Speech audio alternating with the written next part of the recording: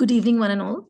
The Nilgiris Natural History Society is pleased to be hosting this training workshop on this participatory mapping project of exotic alien invasive species, which is being jointly run by the Ashoka Trust for Research in Ecology and Environment based out of Bangalore and Keystone Foundation based out of Kotagiri in the Nilgiris. So the webinar today is going to be about an hour. We'll try to stick to the time, and so that in the benefit of interest for everyone who's joined in. So we're going to start with I'll just briefly outline the agenda and the schedule way the webinar is going to run today. And we're going to start with an introduction on what this whole thing is about and why it came about. Then followed by a short identification training by Shiny from Keystone Foundation, and then followed by an app introduction and workflow run through by Reshnu from A3. This will be followed at the end by a short Q&A session. This is going to be the part one of our webinar for training on this participatory mapping of alien invasive species.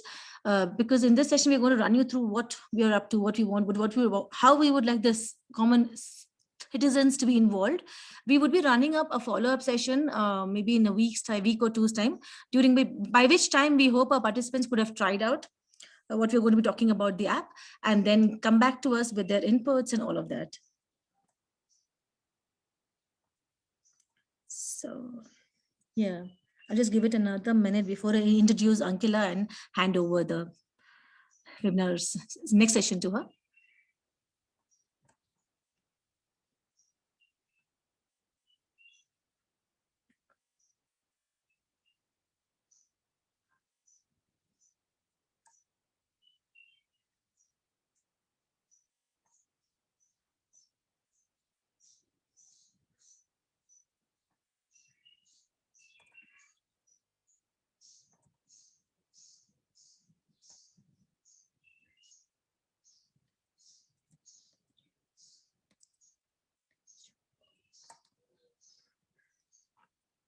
Okay, I think we will get started now, and some of the other participants, if they're joining in a little bit late, we will allow that. So my name is Sharda. I'm the Nilgiris Natural History Society coordinator, and this workshop is on participatory mapping of alien exotic invasive species in the Nilgiris for the project that I just mentioned, being jointly run by A3 out of Bangalore and Keystone Foundation out of Kotagiri. Our first speaker for the day is going to be Ankila Hiremath, who is actually a plant ecologist with an interest in coupled human natural systems. So she has been involved over the last 2 decades working in the forests of the Biligiri Rangaswamy Hills, BR Hills in Karnataka, as well as the grasslands of Bunny in Kutch. Ankila has been involved in a lot of work on invasive species, so that's why she's here to be giving us the introductory session. And she's also been working and interested in other aspects of work, such as in NTFP, fire and restoration activities.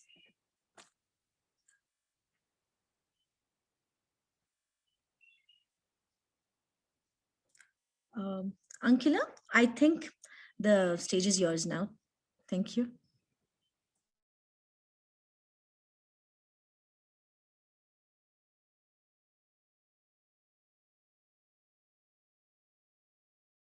You can just unmute.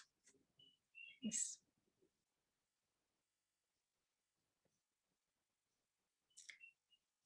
I think you need to unmute yourself, Ankila.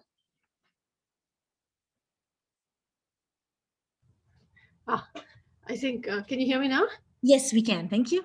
Thanks. Yeah, and you would think that after a year of Zoom, one would be a little more familiar, but not yet. Thank you. Thank you, Sharda. And I'd like to add my welcome to Sharda's. Thank you for joining us, all of you. Hope everyone is keeping safe and well during this resurgent wave of COVID. I'm sorry that I can't be there in person and we can't have an in-person session. It would have been very nice to meet all of you, but thank you for making the time to join us.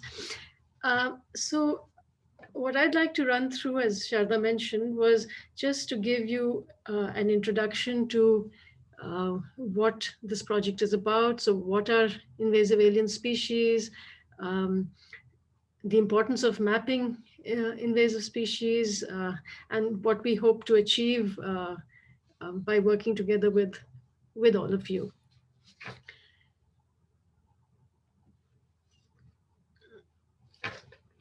So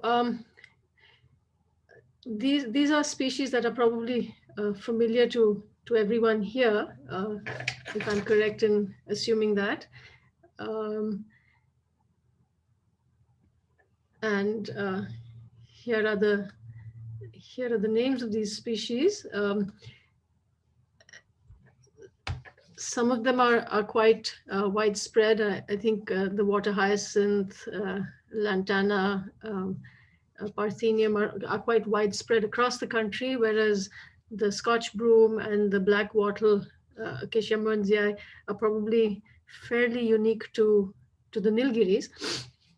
The thing that sets these fairly diverse species apart is a couple of common features. One is that they have all been introduced from elsewhere. So none of these are originally native to India. Um, the water hyacinth, lantana, parthenium have come from South America. The Scotch broom is from Europe. Acacia mernzii is an Australian species. The other thing that sets them apart is um, that they have become quite widespread since they first arrived in the country. And the third thing that sets them apart is that they have become problematic in different ways. So, whether it is that they are a threat to biodiversity or they affect human health, as in the case of Parthenium, which causes allergies. It's also toxic. It affects livestock. Um, and some of these species can also affect livelihoods. For instance, lantana we found in forests of Karnataka is suppressing the growth of NTFP, so affecting livelihoods of forest dependent communities. So they can have a range of different types of impacts. And together, these characteristics um, define these species as invasive alien species. So the fact that they're introduced from elsewhere, and the introductions could be deliberate or, as in the case of Parthenium, also accidental. They have become widespread and they cause problems. So I've just put up two definitions of invasive alien species that are recognized worldwide. One is by the Convention on Biological Diversity, which stresses the the threats of invasive species to biological diversity. The IPBES, which is a intergovernmental body on biodiversity and ecosystem services, stresses not just the threats of invasive species to biological diversity, but also their impacts on food security and health and well-being. Um, it's also, I should also mention that the term alien refers to the fact that these species are not native to the region that is being talked about. They've been introduced from elsewhere, but often people use terms like exotic and non-native as in place of alien also. The other thing to stress is that not all introduced species are invasive. Only some proportion of introduced species can become invasive. And those are the species that concern us. Okay, so far I've been talking about plant invasive species, but not all invasive species are plants, as I'm sure you know. So on the screen, there are 4 species. The ones on the left, the African catfish and the giant African snail, are invasive animals that have been introduced to India from Africa, as it happens. The catfish is a problem in Kerala. It's a voracious predator and affects native fish species, but not just fish species. In Bharatpur National Park, it's also been found to be preying upon birds, and that's a bird sanctuary. So it's an added problem. But there are species from India that have also become invasive species elsewhere. So there are red-vented bulbul, which is so familiar to us here, is an invasive species in places like Hawaii, where it's displacing native birds. Similarly, our small Indian mongoose was introduced to a lot of islands to control pests like rats in plantations, and it's become a pest itself in these places where it is a threat to native birds and native reptiles and other small mammals. Um, okay, so what is it that makes invasive alien species problematic? One is that uh, a lot of species that tend to become invasive do so because they have rapid reproduction and growth, so that it allows them to spread fast. They also have high dispersal ability, so something like lantana is dispersed by a wide range of birds and even sloth bears. Um, a lot of species have the flexibility to be able to grow in a wide range of environmental conditions and to compete with native species. And some of this is because um, in their introduced environments, they've been uh, relieved of the pressure that their natural enemies would put on them in their native environments. So, a lot of species, when they're introduced to new environments, are introduced without their predators uh, or their disease-causing organisms. So they're kind of released from that restriction in which they face in their native environments. Um, Biologists talk of something called the invasion curve, which describes the pattern of species invasion from the time that they're introduced. And I think this is important because we'll come back to this.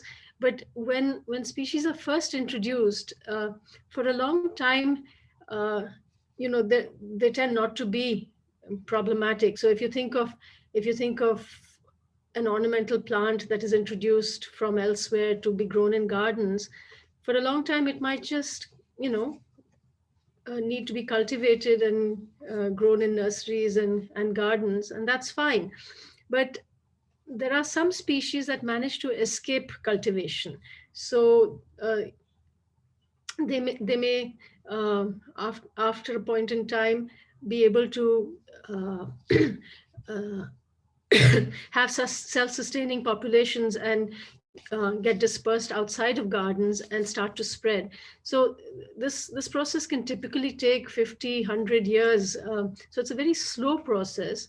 And so it takes a long time between when a species is first introduced to when it starts to spread, and when it starts to be noticed by people as something that is potentially problematic.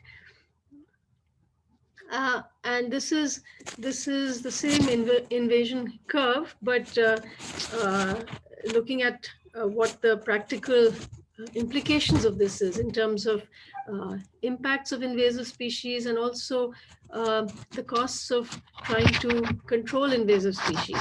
So, as I said, when species are first introduced, it takes a long time before those that are likely to become invasive actually start to spread. And they're already reasonably widespread before they get detected, and often very widespread before the public becomes aware of them as a problem. And that's around the time that it also becomes very difficult to control or eradicate them. So the longer one waits, the more the impact and the more difficult it is to do anything about them. So the question? Yeah, there just seems to be a little bit of some kind of a background sound from your side. It's okay. You can keep this thing on. I was just want to let you know. Oh, that's odd because there's nothing happening here. I think this is the audio. As you spoke now, we could hear a little bit of a rasping sound that comes along. Oh, Sarita, I think it might be the audio at that end. And okay. Sorry, yeah. I'm not sure what I can do about it. Yeah, it's all right now. Please go on. I think. No, okay. Yes, please go ahead. Okay, so just to so building on that invasion curve, I'd like to illustrate it with the example of a species I think that most people are very familiar with, and that is Lantana camara in India. Uh, so this is work that was done by the late Ramesh Kannan, who was uh, a colleague at ATRI, and he looked at the history of Lantana introduction to India, which started in 1809 with the introduction of Lantana to the Calcutta Botanical Garden. And because Lantana, with its beautiful flowers, seemed like such uh, an attractive ornamental plant, from the Calcutta Botanical Garden, it was transported to a lot of the cantonment towns across India. So I think that point in South India may have been Wellington, in the Nilgiris, if I'm not wrong. And then from there, it was further dispersed. Uh, so what Ramesh Kannan did was that, and I urge you to look at the top figure on the slide. What he did was he compiled information on herbarium records of Lantana from all the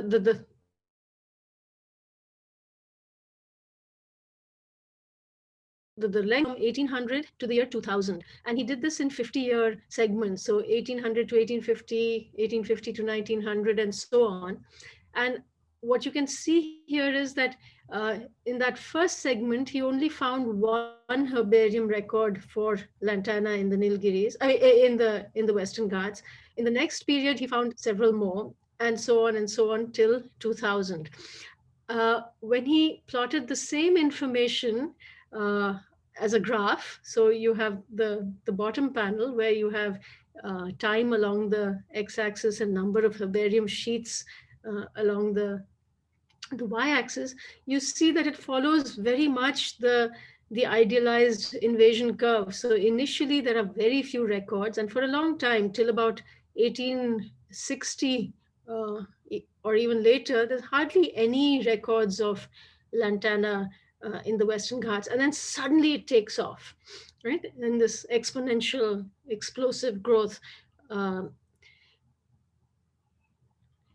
Here's another. So that was for the Western Ghats. This is uh, for India as a whole. So again, if you think of Lantana being introduced in the Kolkata in 1809, then within the first 100 years or so, you start to see in the pages of the Indian Forester records of or reports of Lantana becoming a problem. So, from different parts of the country, people are writing in and talking about Lantana, friend or foe, and how do you control Lantana. But these were all, there wasn't that much awareness countrywide about these reports, so they were all considered localized issues. And till quite recently, in the 1970s, 1980s, Lantana was still being grown quite widely as a garden plant and a hedge plant. I know from cities in the north. Uh, and it's only been in the last 15 years or so that there has been another spate of studies on Lantana from different parts of the country, and we finally recognize that it is a problematic invasive species having all kinds of impacts on biodiversity, but also on human livelihoods, on human wildlife conflicts. So this brings me back to this earlier graph that I had put up, that um, you know there are real costs to not knowing what an introduced species is doing, because if we had had records of Lantana distribution, and we had realized that those reports that had started coming in within the first 100 years of Lantana being introduced, that it was a problem species, if that had been more widespread, then perhaps we wouldn't be where we are today vis-a-vis Lantana. Uh, So that really brings me to the second part of what I'd like to talk about today, and that is the importance of mapping and monitoring invasive alien species. And one big, very obvious importance is the ability to detect early species that are starting to become problematic, and as a result, to be able to identify which species are problem species, which are the priority species, and also identify priority habitats that probably need management attention. So in that context, I just want to, again, on the subject of lantana, also stress another advantage of mapping and monitoring, and that is to be able to also um, predict future distributions and future priority habitats. So this is work that was published just last year by a group out of Wildlife Institute of India, and they mapped lantana in protected areas across 18 states of the country. I think they surveyed a total of uh, 2 lakh hectares, 2 lakh square kilometers, sorry. And the map on the left is is actual lantana occurrences in 5 by 5 kilometer grids. The map on the right uses the information from their surveys to project potential future distribution of lantana. So there are a lot of places where they did not pick up lantana in their surveys, which show up in their um, predicted distribution maps. And it tells you that there are maybe large parts of Orissa, uh, large parts of the Western Ghats that are potentially vulnerable to lantana invasion in the future. So places to look out for. So another advantage of mapping invasive species. Okay, that brings me to the subject of our get together today, and that is how scientists and forest managers can work together with citizen volunteers uh, to to greatly enhance these efforts at mapping and monitoring invasive species. So, for instance, the lantana map I showed you from 2020, that was done with by WII in coordination with state forest departments. But because of that, it was restricted to protected areas, and they have very few records outside of forest areas and protected areas. Uh, with citizen volunteers working together with scientists and managers, the effort can be multiplied that much more. Uh, the other advantage of citizen volunteers is that they're obviously a lot more familiar with the landscapes that they live in than any outsider can possibly be. And also, they can help create awareness about invasive species, because till date, there's not very much widespread awareness about invasive species in India, at least.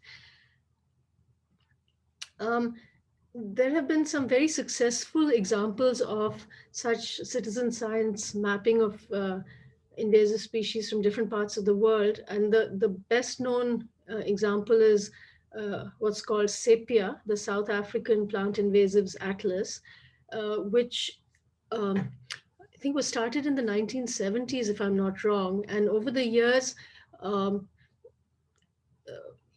citizen volunteers together with scientists have mapped the entire country of South Africa, and there's something like 96,000 records of invasive species across the country. And this has proved to be a very valuable resource, providing information for national invasive species management projects, but also providing uh, terrific ecological information for scientists to build on. So there've been a whole lot of sort of knock-on benefits of this invasive species atlas, the Sepia. There are other ongoing citizen science initiatives. For instance, iNaturalist has a number of projects monitoring invasive alien species at local and larger scales. Um, the India Biodiversity Portal also initiated an invasive species mapping project some years ago. And I hope that our initiative can at some point synergize with that. So what Keystone and A-Tree are trying to do in this current effort is to try and create a citizen science-based atlas of alien invasive species for a part of the Nilgiris, so the Moyar Bhavani landscape in the Nilgiris. And the reason for just selecting this subset of the larger landscape is to try and refine this to pilot this mini atlas, if you like, so that as a proof of concept that can then be scaled up to larger landscapes in other parts of the country. So we've come up with a short list of invasive alien plants of the Nilgiris, and this was based on the list of 80 or so introduced plants in the Nilgiris. As you all know better than myself, there have been a number of plants introduced for ornamental purposes, horticultural purposes. There are a lot of economically important introduced plants. And then we applied different criteria to, which of those plants have become very abundant and are therefore problem species, and then also which of them are widespread. So it was a combination of abundance and being widespread that we used to come up with this list of invasive species, and it may or may not be a complete list. That's up for discussion, but my colleague Dr. Shaini will talk more about these species in the next talk. And then we've used the Google Open Data Kit app, modified that into a phone app for this particular invasive plant mapping project. My colleague Reshnu will talk about the mapping protocols. We've divided the area into approximately 5 by 5 kilometer grids, and we're recording species presence, which automatically suggests that any species that's not recorded is absent by inference. The spatial pattern, sorry, N is missing, spatial pattern of species distribution, some measure of abundance of that particular species, and the habitats in which those species are recorded. And then the advantage of smartphones are that between this phone GPS and the camera, one can take pictures which provide a photo verifiable record of each invasive species along with its location. And yeah, so Reshnu will talk about all of that in more detail.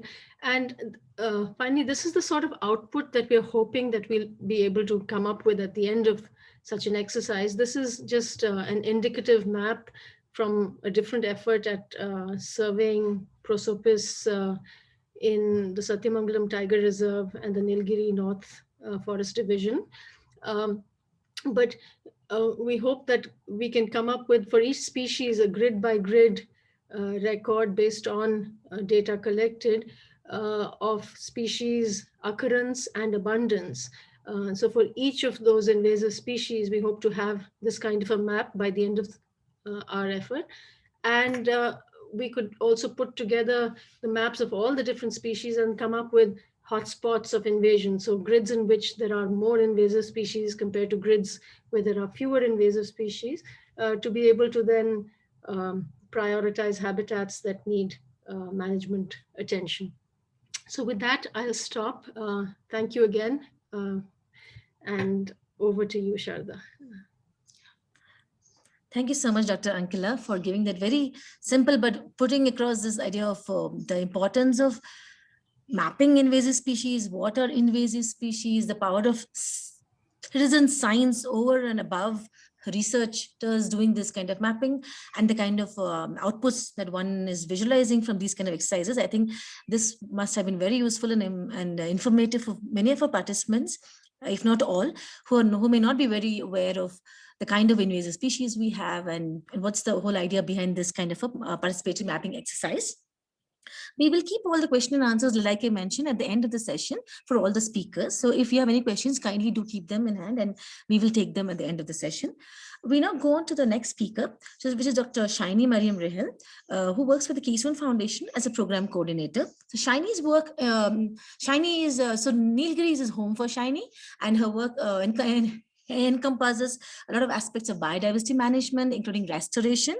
And Shiny has also been documenting a host of all the flora in the different parts of the Nilgiris, which is why Shiny is here to tell you guys about the invasive species that we have that the team has identified for this mapping exercise, and how the participants can actually go about knowing which species is which. So this session will be led by Shiny.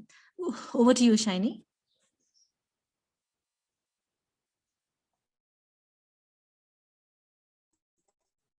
Thank you, Sharada. Good evening to all of the members present here today. And yeah, I'm sharing my screen.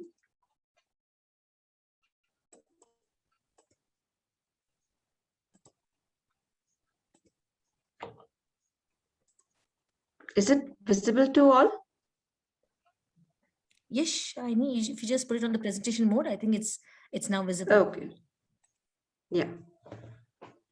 So as Ankila was giving the introduction of invasive alien species and importance, how we need to identify the invasive species, to detect them and to identify priority species and habitat, we initially worked at the list of invasive species which are exotic, alien to the Nilgiris. So when we listed out, we had about 80 plus species which are exotic and alien to the Nilgiris. And then when we wanted to map these species, we had a criteria of, not having this 80, because looking at 80 would be a huge task. And we kind of had a criteria based on based on the spreading of these invasive species and how they compete with the native species also, and to an extent how these species are problematic. And we kind of came to about 27 species across the landscape, from the plains to the hills, and to cover the various vegetation types which is seen in this landscape. So we kind of came to 27.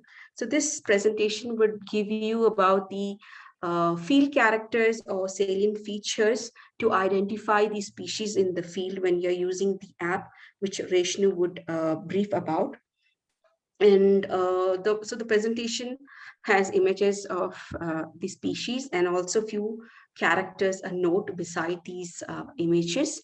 And to start with the presentation, I have put in the images of the plant parts, the different kinds of leaves, and in a leaf, what are the different parts. So we have the petiole, which is the stalk of the leaf, and then you have the leaf blade and the margin of the leaves, the veins, and how the leaf blade looks like, because each slide has these terminologies used to describe the plant. And in leaf, we have simple leaves, and then we have compound leaves. So compound leaf is where you have many leaves attached to a common stalk. So these are compound leaves, and the leaf shapes can vary from palmate, dissected leaves, serrated leaves. And here is the different kind of floral arrangement. The flowers which you see in the plant, they can be of a single flower, or they could be many flowers together arranged in different patterns. And each pattern has a name, and we will be using these names in the coming slides. So post this slide, we would have the 27 species which we would be mapping using the app. And most of these species would be familiar to all of the members who are present here. And maybe there would be one or two species which needs kind of, a field character to better identify the species in the field. And to go off is with the Prosopis. As all of us know, it's like from the plains to the foothills. So the species which is arranged in the presentation is are plants which are found in the foothills, and then as we go gradually in the hill slopes and to the higher elevation of about 2000 meters. And these species cover where they are present, like, some are in the aquatic landscape, some are in the dry deciduous forest, some along the margins, shola borders, forest borders, fringes, and in grassland ecosystems. So in Prosopis, we have the species with these various parts of the plant, from the spines, flowers, and this presentation has a video which has a voice recording to each of the species to identify the species in the field, which would be a tutorial available to most participants who are participating in the invasive mapping. The second is the Senna spectabilis, more in the lower elevation and the foothills. Lantana is most familiar to all of us, and we have these various characters of the plants, which is put in photographs as well as in the text. And for certain species, we have similar looking species to the invasive species. So for example, for Lantana, we have the native Lantana species. So one is the Lantana whitei, and the other one is Lantana vernonicifolia, which are native species. So the difference is Lantana is armed, whereas Lantana whitei and vernonicifolia are not armed. So when I say armed, the plants do not have prickles, thorns in the plant body.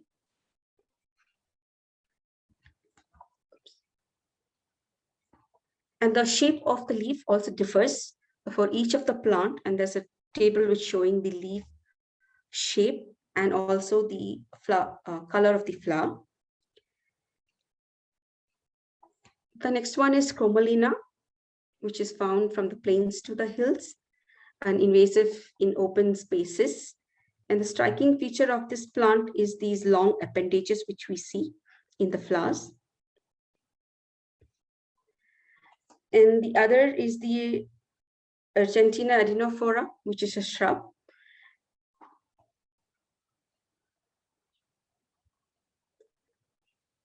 So, Ageratum connozoides and Ageratum hostonium are similar looking species.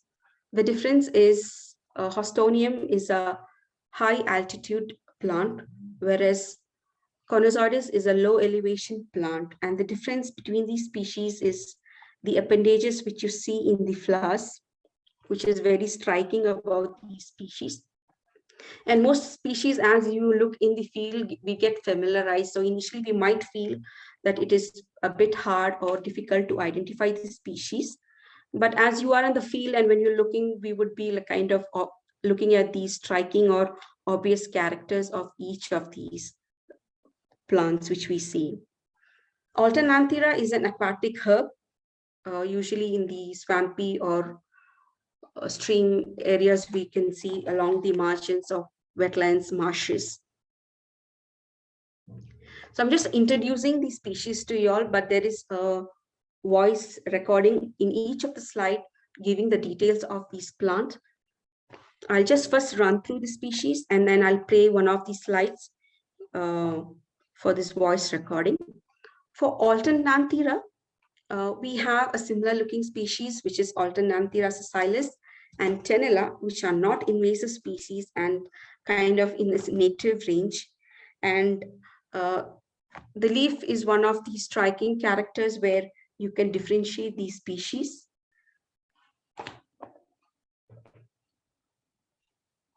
In well-known, one of the page 3 species is Eichhornia, which is found in the aquatic water bodies in most of the landscape which we see.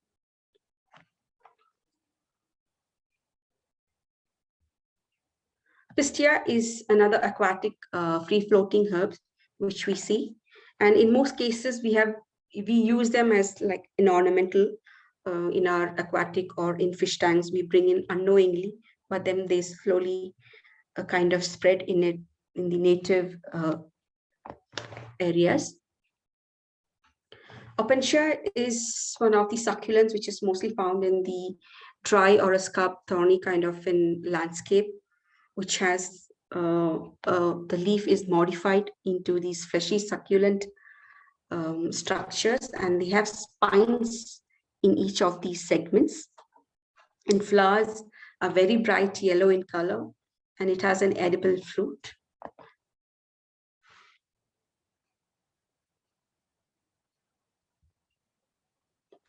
So the other invasive species which we'll be mapping is Datura inoxia, which has also a similar looking Datura species in the landscape. The difference between these species is the Datura inoxia. The leaves, the body parts are covered with soft grayish hairs, giving it a grayish appearance. And another important character is the fruit, the spines in the fruit. So these would be the main characters in which we would be differentiating Datura species from the similar looking Datura allied species in the landscape. So the other species of Datura is Datura metal and Stromonium.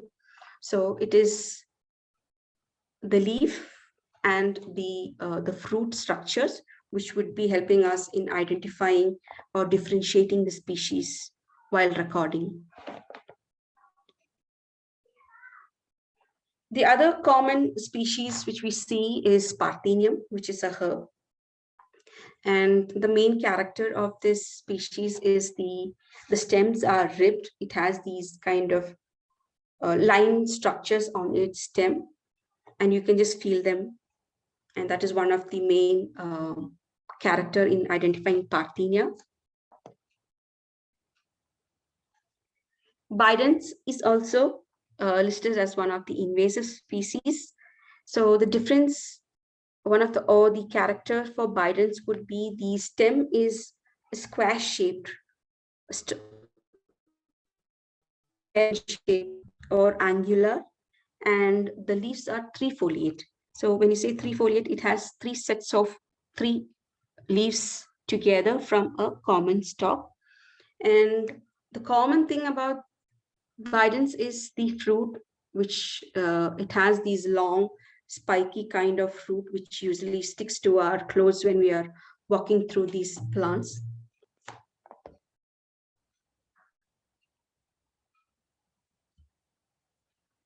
The other is Mycania, which is a twining herb, and the leaves are heart shaped, mostly from the plains to a mid elevation. You'll see it along the canopies, along shrubs, going as a mat over other plants.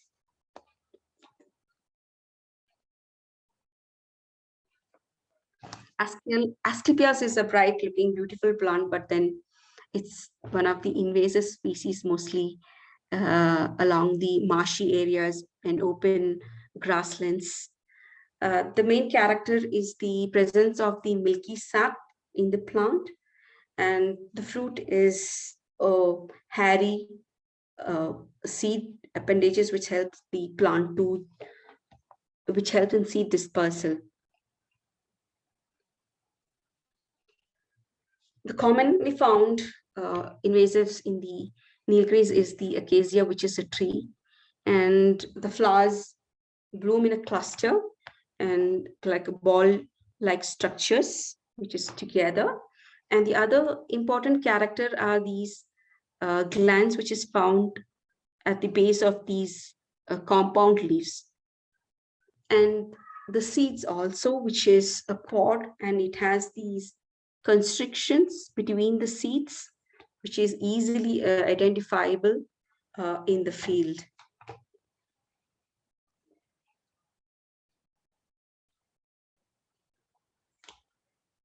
Solanum mauritianum is another species which we would be mapping, and it's a large shrub, and the whole plant is covered with a a velvety kind of hair-like appendages, giving it as a soft texture. And the branches have an ear-shaped leafy structure at the base of the leaf stalk. So that's one characters which we could identify the species. And the plant always has these fruits and the flowers through the year. And the fruit is a cluster of berries together, and they ripen yellow. Cestrum, which is about 1,200 to 2,000 meters high and along the forest margin. The main feature is the leaf, which has a pungent and an unpleasant odor when you kind of crush these. And the flowers are bright orange, and it has a star-shaped tip where you can obviously identify the species when it is flowering.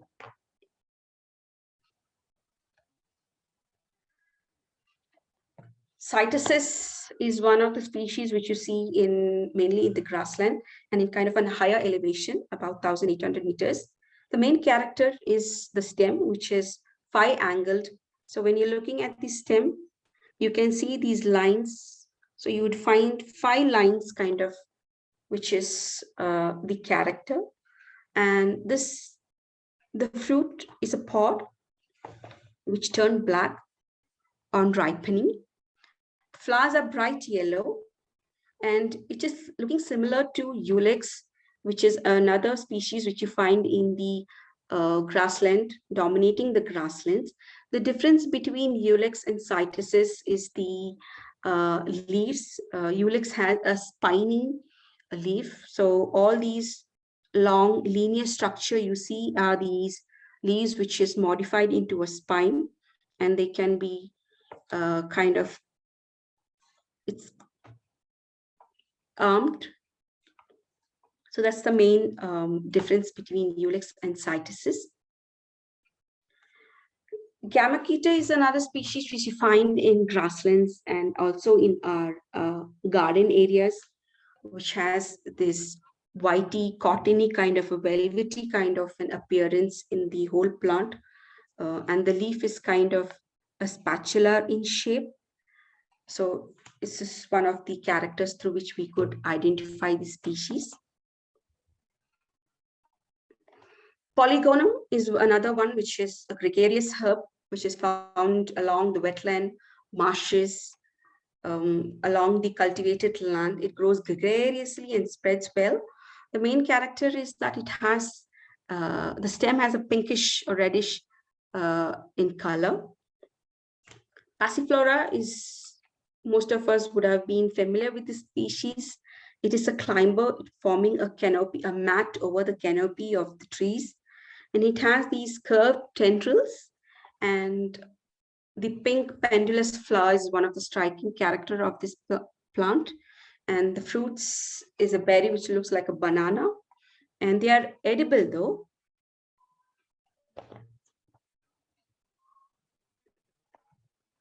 Tenicitum is the lawn grass, which we usually kind of knowingly and unknowingly introduce into our gardens also. And these form a mat-like appearance on the ground. And the leaves are hairy, and it has these slender filaments, which is actually the flower, through which we would identify the species. And so these were the species which we would be identifying and using the app to map the species. And I would like to run the voice over for these slides. Shiny? Yes. How long do you anticipate this voiceover recording to be? A few seconds for each of the species, so it should be less than 20 minutes. Could we then put it on hold for now, because for the, in the interest of time, can we move on to Reshnu's training material, and then depending on the participant availability, can we take the call on that, please? Okay, yeah, fine. Thank you. Yeah. Thank you so much, Shiny, for that very informative session on all the species. I think Shiny will make a botanist out of all of us yet. I think, and that's the need of the hour if you're going to be mapping invasive species. Our next session will be run by Reshnu Raj. Reshnu Raj is a junior research fellow with the working with A3, and he is responsible for handling and overall execution of this project. That is a participatory mapping project that is being jointly run by A3 and Keystone Foundation. And he also helps coordinate with the research partners such as Keystone here. And Reshnu will now take us through the workflow for the ODK app that we hope the participants will be able to use in the coming week to try out this mapping. Over to you, Reshnu. Hi all. I hope you're all fine and in good health. Yeah, I will just start with the presentation.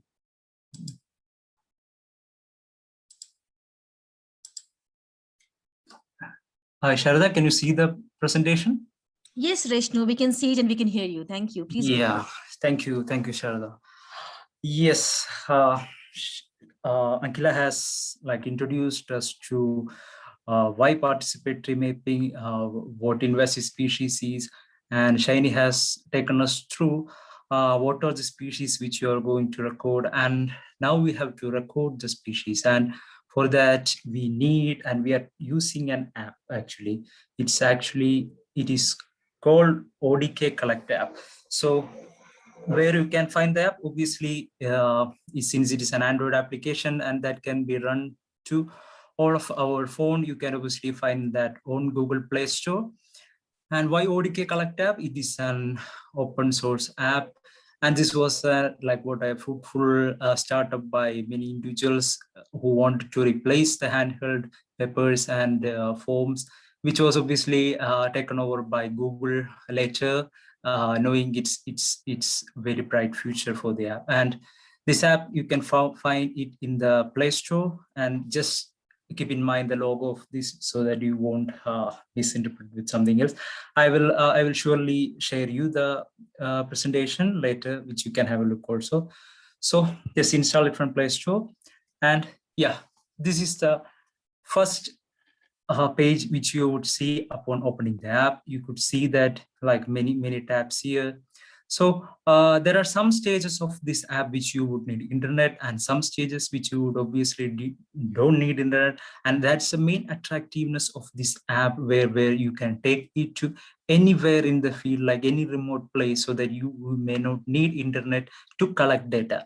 But for the first very few steps, you would need internet to set up the app, to connect it to the server, to the A3 server, so that you can send the data which you collect to us. And for everything, you would need the internet for the first few very steps of setting up the app.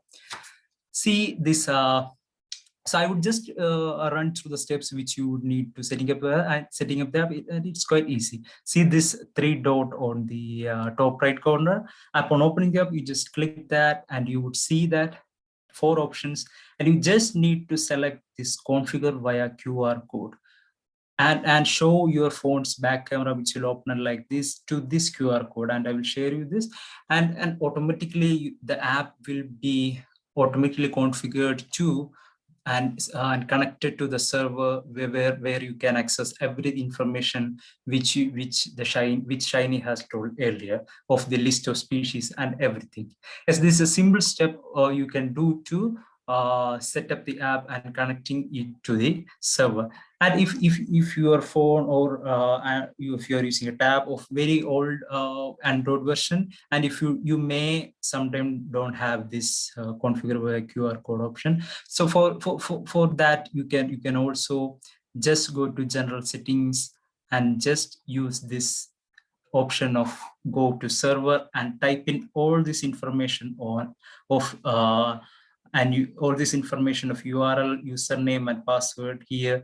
Then what it will be connected to the server. What in the first step you had done is you had bypassed all those username password step, and username. But if your phone doesn't have this option of configure by QR code, you can also use this option. So you are essentially doing is you are going to the server and setting the type as ODK, which means whatever the information you are collecting, you are sending it that to the ODK aggregate server, the server which the information which you collect, which obviously is the invasive alien plants, details and the location which you collect, and you are keeping that in your phone and you are sending it, so that what as Ankila has presented earlier, we are analyzing and making the grids for the Nilgiris. So essentially you are making that, making your server as ODK, and there are many other options of Google Forms and everything, and you just select ODK and you are giving the URL, username and passwords here. So that's just one more step to finalize the setting up. So this includes the data collection, includes collecting the images or taking the photos of the species which you will find in the field. So what you would essentially need to make sure is that whatever the picture you are taking in the field, whatever the species picture you are taking in the field, you are giving to the app in the best quality available. So for that, in the previous step, like the general setting menu you had seen, you just have to go to this form management and select the image size to original size from camera. In this, what you're doing is you are giving the app whatever the original size photo you had taken from the field, and not compromising on the quality of the photo, so that at a later stage, anyone seeing this data can actually identify the species. Now, with this, you had set up the app, and now you have to download the form in which you are entering the details of the species. So this is the first page, as you had seen earlier, which you see upon opening the app, and you just have to click on get blank form, and you will see the list of all the forms which is actually provided to you by the server, and this is the newest form. If you see the mapping of invasive alien plants 1B, and you just have to select that and just click on get selected. What this essentially do is you are downloading the form to which you have to collect the data. So this is the last step now where you need an internet for this app, and from this next step where you are going to collect the data, you would not need an internet. So yeah, you had downloaded the app from the Play Store. You have set it up using the previous, following the previous step. Now you go to your backyard of your home. You go to street beside or remote areas beside, or you go to what a riverside, and you see an invasive species as from the list what Shiny had presented earlier, and you want to record it into the app which you are downloaded. What you will essentially do is you will just switch on the location service of your phone before opening the app. Now, what we need is the exact location from which you had seen the species. For that, it is essential to switch on the location service, the GPS service of your phone before opening the app. Now, the next step is you just open the app, and for all these steps which is going from here, you don't need internet. Please keep that in mind.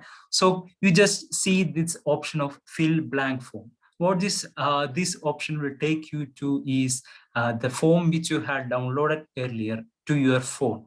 When you click to that, what you will be opening that form to which you will be now entering the details of the species, invasive alien species, which you had found anywhere in the field.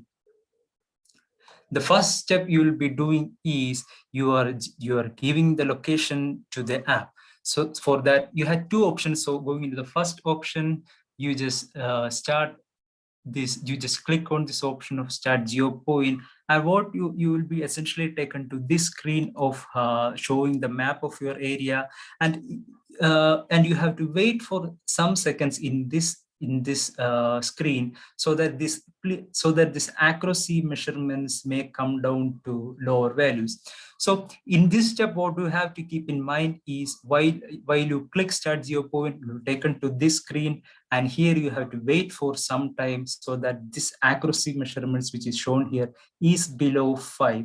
or at least below 10 meters. So if it is above 10 meters means your location has very high inaccuracy. If it is below 5 meters means you are almost, your accuracy, you has pretty much good accuracy.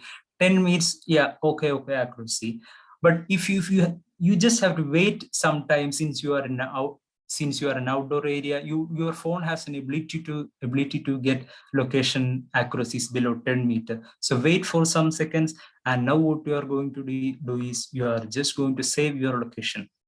So when you save the location, what you see is, your latitude will be shown here, your longitude will be shown here, whatever the accuracy which you see at that point will be shown here. You are essentially giving your location here. But if you are in a very remote area, like your mobile phone has a limit, is not able to find the location, or the accuracy level is very low, the inaccuracy is greater than 50 meter, 20 meter, what you want to do is you want to use a GPS at that point. If you have a handheld GPS, you would need to use the GPS at that point. So if you are not able to take the location using this location, what you need to do is use this option of take picture of the GPS screen, where the GPS screen is showing the latitude and longitude of your area. So either of this option has to be done, then only we can effectively get the location information from which we are going to screen, or we are going to record the invasive alien species, which is very important. Now, scrolling down, and given that you had given your location details through any one of these steps, you will be taken, the next step, what you have to do is you have to take a landscape picture of the area. See the option of taking a landscape picture. So a landscape picture, what essentially means is, it does not mean you are not taking the picture of the species which you are recording, but what you are going to record is the surrounding of that area. See, if you see this lantana, if you see, you are not just recording, you are not just taking the photo of the lantana here, you are taking the photo of how the surrounding is, and this photo essentially tell what the surrounding environment of the invasive alien plant is. If you see this is not a correct way to take a landscape picture, as this does not show any surrounding of it. Or even this, if you see, when you take the landscape picture, if this is the alien plant which you are, for example, say, if this is an alien plant, you are looking at, you are not showing the immediate surrounding of this plant. You are just showing a very telescopic view of the landscape. That's also no correct way to take a landscape picture. You just have to show the immediate surrounding of that plant, so that you are giving an idea of what that landscape is. This you have to take picture using this option. Then your phone camera opens up. Click OK. The landscape picture will be taken. Then click on next. Now it is at this point of time you find that you have come to the point of recording what species you have found. Up to this step, what you had essentially done is you have given the location of the species, you have given what kind of landscape that species is found. Now, in the next step, what you're going to do is you're going to give what species you have found. Select from this list of species which you may find here. From the list, this list will have all the species which Shiny had told earlier, all the 29 species which Shiny has told, and you could found in Nilgiris, the invasive list of Nilgiris here.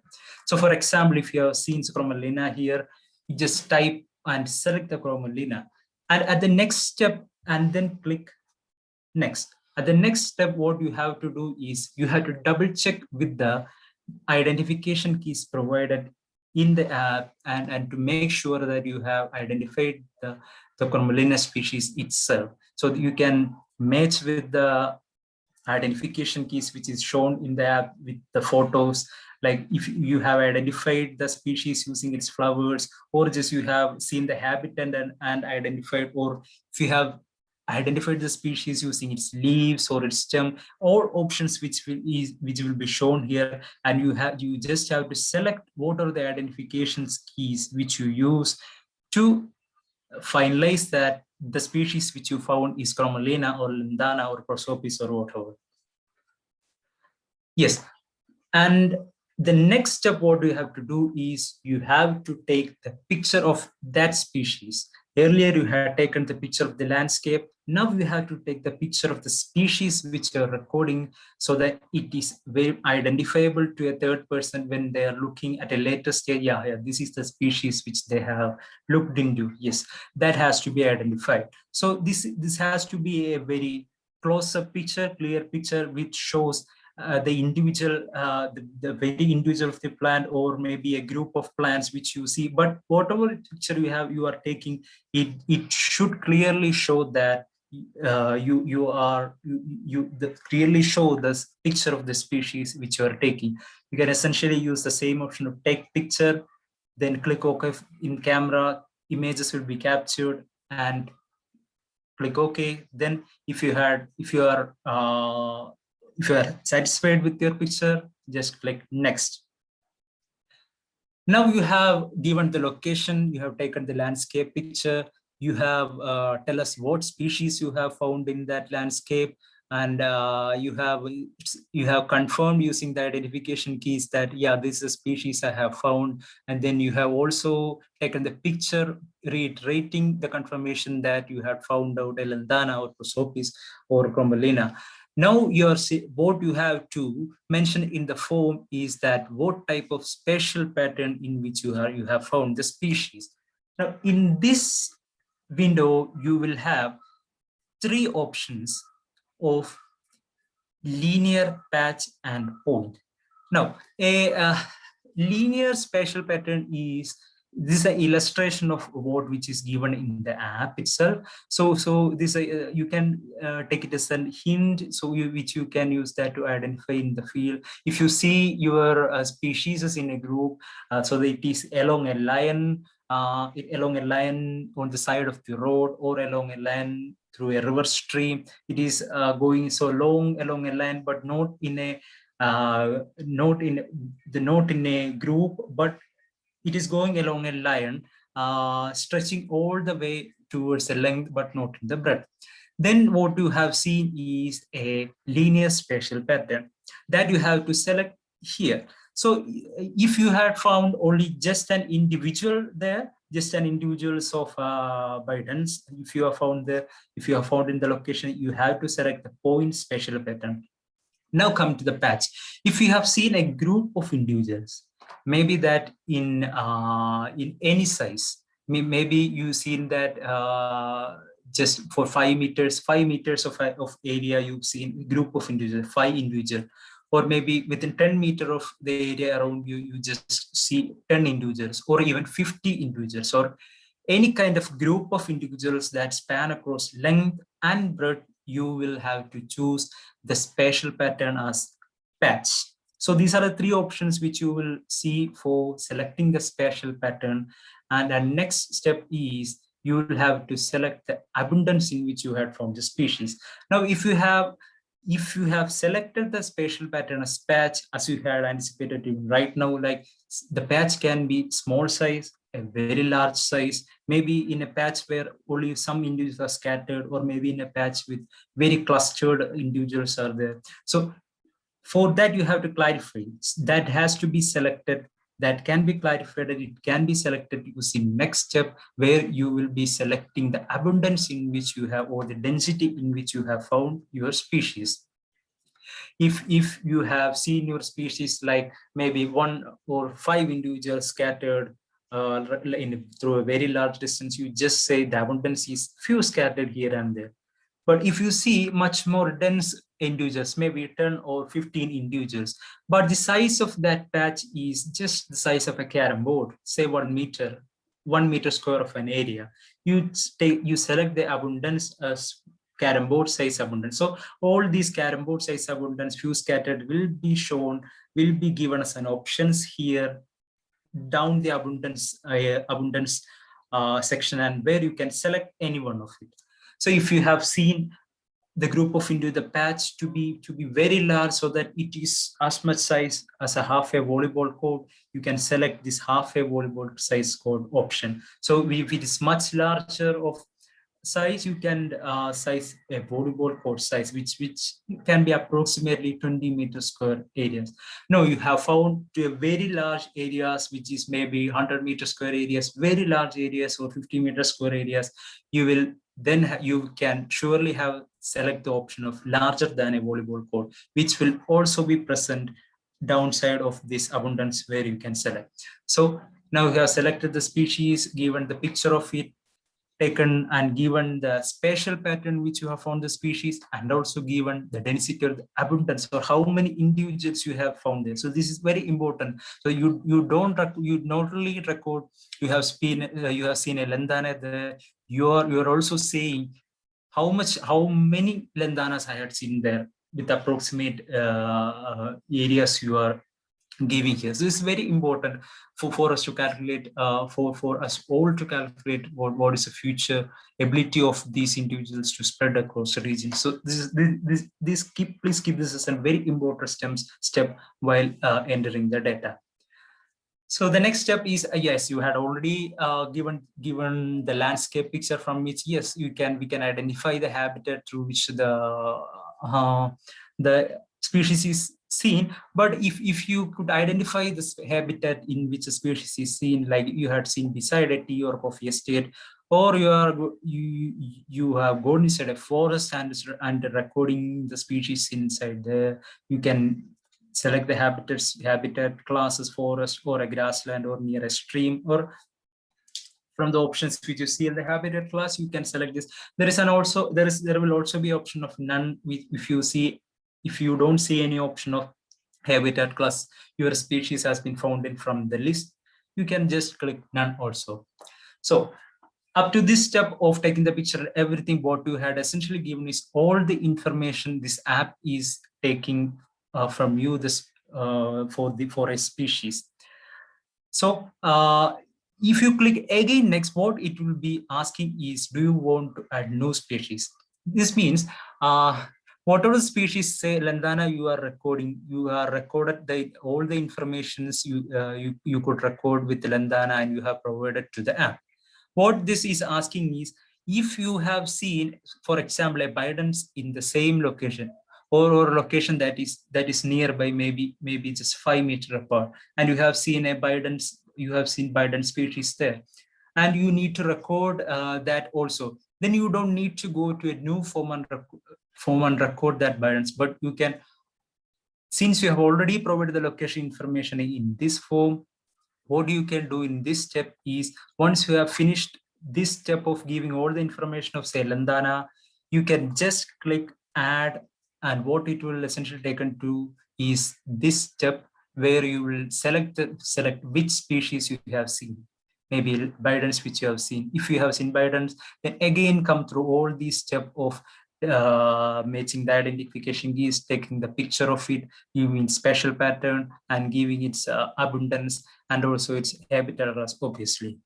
So this can be done for n number of times, which means n number of species can be added to a form if you could see that species within the location or within the 5 meters, which you say. Keep in mind the accuracy measure, which I have said earlier, which means it should be less than 5 meters. So if you could see a new species within that 5 meter distance, you can obviously add in the same form. So at one stage you could reach like there are no species in my vicinity of maybe 5 meters or 10 meters, so I don't want to add any more species, and you just click the option of do not add. Then you will be taken to the next step where you are like the final steps of saving the form, where you can add any of the field notes, where you can add any of the comments which you want to tell to us while entering the data, and again click next, and you can save the form.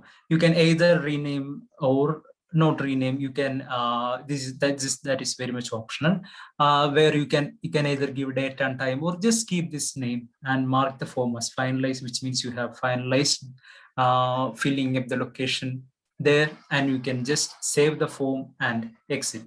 Then you will be again taken to the first screen, which I have shown, and you can move to new locations where you and record any other species which you find in the field. So this is how you could essentially use ODK app to get the information, to give us the information or collect, where you can collect the data of the invasive species in your landscape.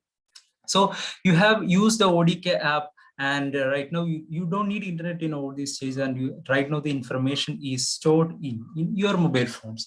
Now, whatever the informations you have stored in your mobile phone has to be sent to the server. Maybe you had made a 2-day long recordings, or maybe a 1-day long recording, and at night when you have time, and when you reach a place with very good, with good internet connectivity, you can send the forms which you had collected and forms which you had you send the data which you had collected using the form to the server. For that, in the main page, you can see the option of send finalized form, and if you could open that, you could see all the forms. With this essentially, this form means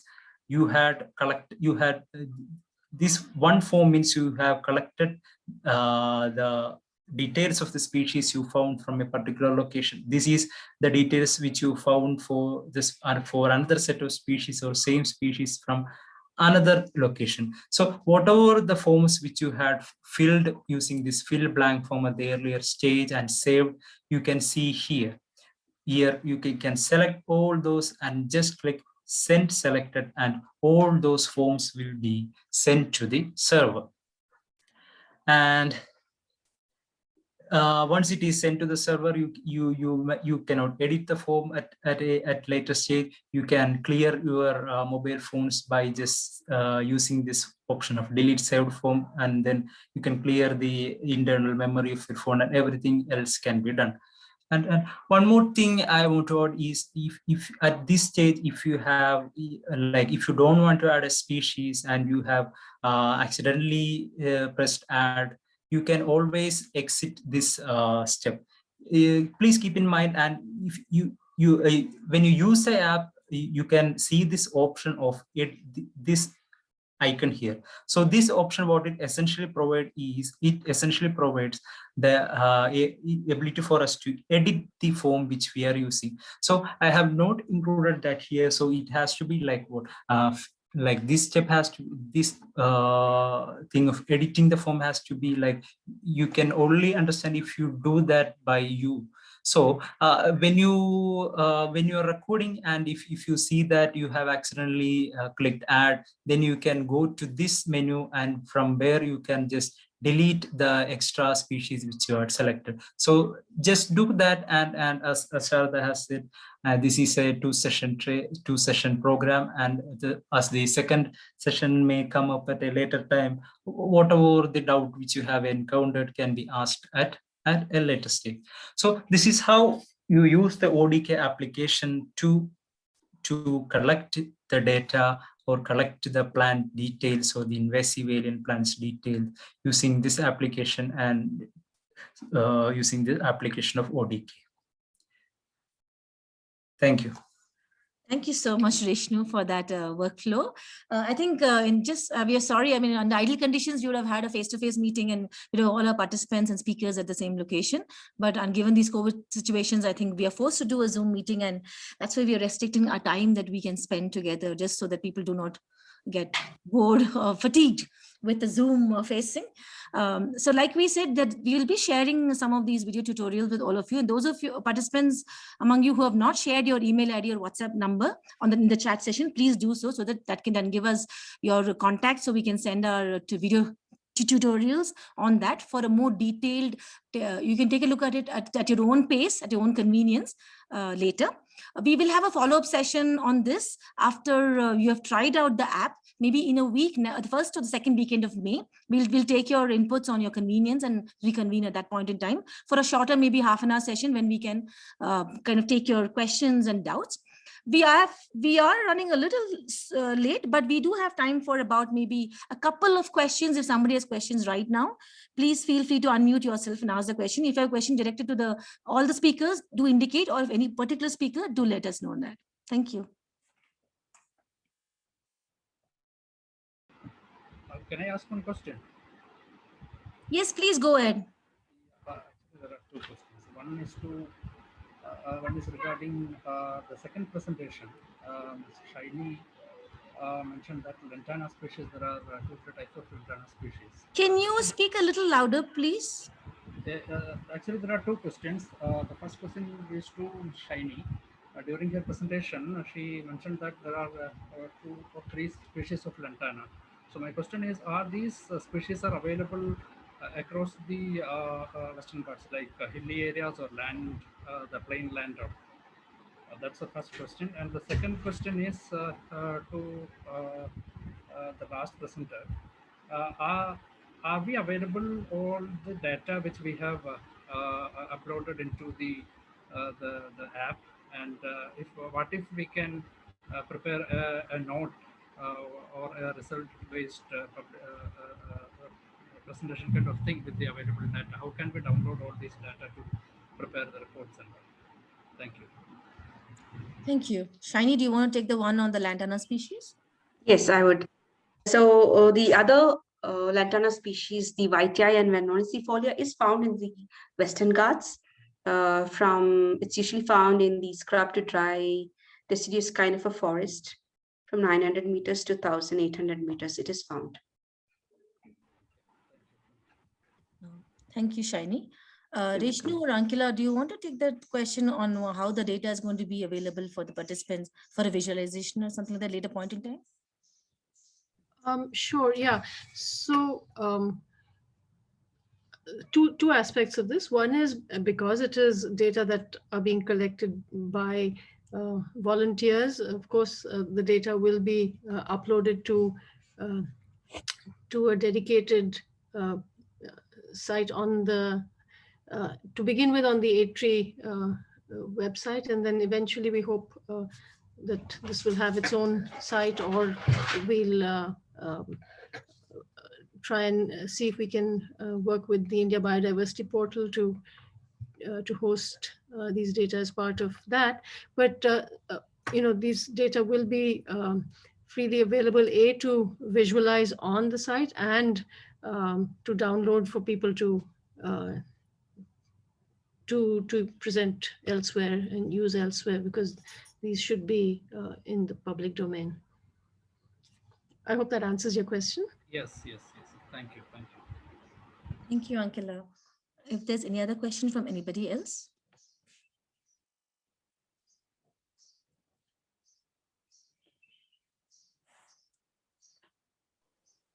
Can you hear me? I am Bharati, Shanmu Sundar Bharati.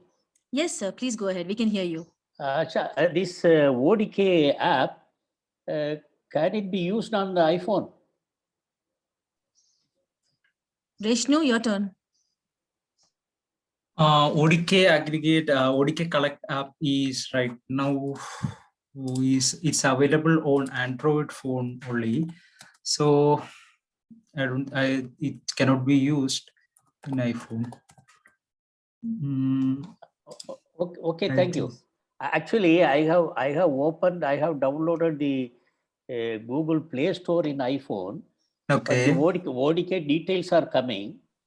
But okay. I don't know whether it can be installed in the iPhone. It can be used, But that has it essentially don't, it is not there in the iPhone App Store, but that has to be used by you and see if it's compatible in your phone. It depends on what type of software of I mean what version of the iPhone you are using. I think that anyway even if you use you can check that, but it may not be fully compatible with all the features like providing the location, camera, everything.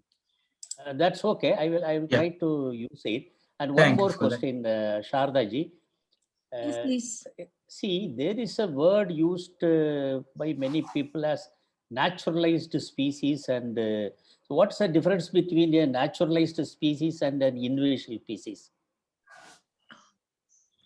Ankila or Shaini or Anita, anybody would like to take that? Sure. I can try to respond. So the thing is, there's a lot of confusion in terminology, and people use these terms interchangeably. But there's people in recent years have tried to bring some standardization to the use of terminology. So the way in the literature the term naturalized is used refers to species that can maintain self-sustaining populations, but not necessarily, these are not species that are spreading uncontrollably. So you'll have a self-sustaining population, but it's not invasive. An invasive species is one that can sustain itself and expand and spread. So it's a fine line, and in many cases, naturalization is just a step to becoming invasive in the future, but not in all cases. Does that answer your question? Kind of. Anyway, we will discuss again. Yeah. We can discuss. We have a lot of time. Yeah. Thank you. So I think we just we did plan for an hour, and we booked the session for a 30-minute more, and then we are just the last 1 minute mark before we close. If there are no more questions, I would extend my heartfelt thanks to all the speakers for taking the time out and sharing this very informative session with us for this invasive mapping exercise that we hope to do in the Nilgiris with the community and our common citizens. Of course, it goes without saying that thanks to all the participants who have come today here. And we hope that you can, we will be sharing these details over WhatsApp or email with all of you, the videos for your species identification and information on the ODK app, how you can download, configure and use it, etc. Please do try it out in the coming week. And we hope to reconvene in a week's time or 2 weeks' time when we can take your inputs and your comments and your ideas on what worked, what did not work. If there are no more questions, we will close the session for today. A recording of this will be available on our YouTube channel, which will be posted once we have this out. Thank you one and all, and have a good weekend and a safe week ahead. Thanks, everyone. Thank you so much. Thanks.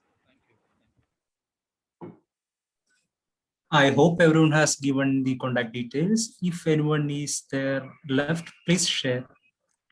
Thanks, Reshnu, for that reminder. Yes, please, those of you who have not, it helps us get in touch with you. Please do share your contact information. Thank you.